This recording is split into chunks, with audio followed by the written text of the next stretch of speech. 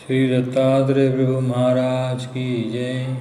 कैवल्य दर्शन प्रकाशन दर्शकांचे हार्दिक स्वागत आहे आणि दत्तात्रेय प्रभूंच्या लीळा ऐकण्यास प्रवृत्त होणाऱ्यांचे अभिनंदन आणि या चॅनलला लाईक, शेअर आणि सबस्क्राईब करणाऱ्यांचा आभार मानतो। आजची लीळा आहे गोरक्षनाथाला श्री दत्तात्रेय प्रभूंचे दर्शन मेळूवाळा तटावर। गोरक्षनाथ हा नवनाथांपैकी एक महान सिद्धसाधक होता। आपल्या तंत्रमंत्र साधनेच्या सामर्थ्याने त्याने अनेक शक्ती भूतप्रेतादिक अदृश्य आत्म्यांना अधीन अंकित केले होते। गोरक्षनाथांची जोडी दररोज आकाशमार्गे लंकेत जाई। आपल्या सिद्धी सामर्थ्याचा गोरक्षाला गर्व होता।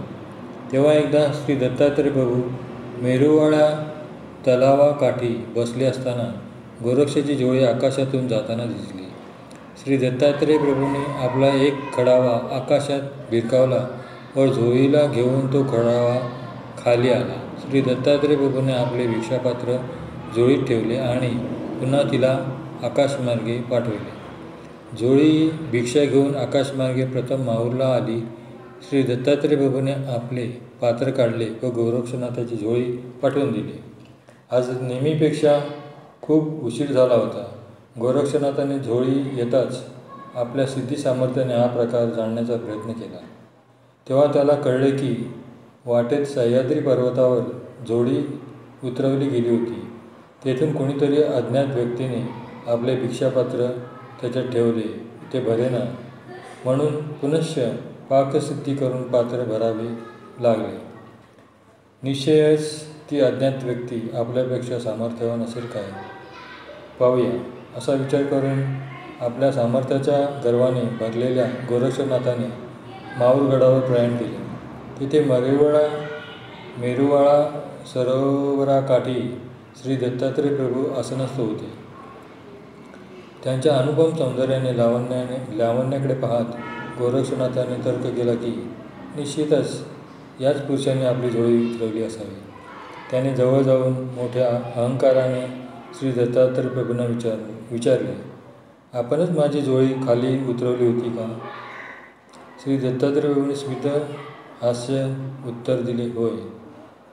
गोरक्षनाथाने म्हटले, आपणाजवळही काही योगसिद्धी आहे तर आता आपण दोघे एकमेकांची परीक्षा घेऊया, कोण श्रेष्ठ आहे ते पाहूया। श्री दत्तात्रेय प्रभू तात्काळ तयार झाले। गोरक्षनाथ म्हणाला, मी अदृश्य होतो, आपण मला शोधा। असे म्हणून गोरक्षनाथाने एका बेडकाचे रूप घेतले व तलावात एका कपारीत जाऊन लपून बसला। त्याला वाटले आता येथे काय माझा शोध लागणार, पण दुसऱ्या क्षणी श्री दत्तात्रेय प्रभूंनी त्या बेडकाचा पाय धरून त्या कपारीतून त्याला ओढून काढले। गोरक्षनाथ खचित झाला, तरी पण म्हणाला, आता आपण पुन्हा आता आपण गुप्त व्हा, बघू मीही आपणास शोधून काढतो। तेव्हा श्री दत्तात्रेय प्रभू हास्य करीत गोरक्षनाथाकडे पाहत अदृश्य झाले। गोरक्षनाथाने सर्वत्र शोध घेतला, पण त्याला श्री दत्तात्रेय प्रभूंचा शोध काही लागेना। संपूर्ण सृष्टीत चराचर त्याने शोधण्याचा प्रयत्न केला, पण कुठेही श्री दत्तात्रेय प्रभू दिसत नव्हते। तेव्हा तो मनोमन श्री दत्तात्रेय प्रभूंना शरण आला। भक्तिभावाने स्वतःच्या अपराधाचे प्रायश्चित्त करू लागला। श्री दत्तात्रेय प्रभूंचे दर्शन व्हावे म्हणून परोपरीने पिणवू लागला। घोर तप आरंभिले। त्याचा अधिकार पाहून श्री दत्तात्रेय प्रभू प्रसन्न झाले।